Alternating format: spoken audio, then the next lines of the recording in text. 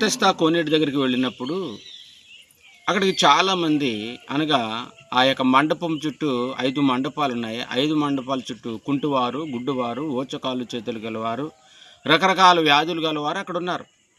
అయితే నా ప్రియమైన వాళ్ళారా అక్కడ చాలా కాలం నుంచి ఒక కుష్టు అక్కడ ఒకడు ఆహ్, కుంటివాడు అక్కడ పడి ఉండడం యేసు ప్రభువారు చూచారు. యేసు ప్రభువారు వారి దగ్గరికి వెళ్ళి ఆయన అన్నాడు, "అయ్యా నువ్వు స్వస్థపడాలనుకుంటున్నావా?" అని ఆడిని అడిగినప్పుడు, అప్పుడు వాడు అంటున్నాడు కదా, "అయ్యా నాకంటే ముందుగా ఇంకొకడు వచ్చి పడిపోతున్నాడు సార్, నేను బాగుపడలేకపోతున్నాను" అని చెప్పడం ఇక్కడ మనం చూస్తాం.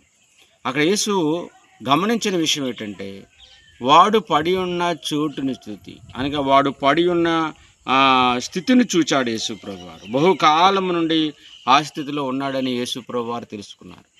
కాబట్టి చాలా మంది జీవితాల్లో చాలామంది బ్రతుకులలో చాలామంది మరి వారి యొక్క దైనందిన జీవితంలో అక్కడే ఎక్కడ ఉన్నారు అంటే అక్కడే ఉన్నట్లుగా పేదవాడు పేదవాడిగానే ఉన్నాడు, దిక్కుమాలిన వాడు దిక్కుమాలిన వాడిగా ఉన్నాడు, మరి అనారోగ్యస్తుడు అనారోగ్యస్తుడుగానే ఉంటున్నాడు.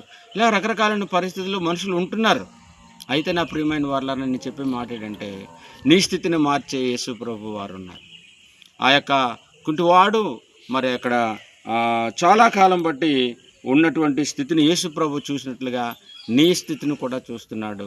నిన్ను కూడా యేసు ప్రభు వారు మరి పరీక్షింపబోతున్నాడు. కాబట్టి యేసు దగ్గరికి రండి, యేసు ప్రభు మాట వినండి. యేసు ప్రభు వారు ఆ కుంటివాడిని మరి నడిపించాడు. యేసు ప్రభు వారు ఆ కుంటివారిని బాగు చేశాడు.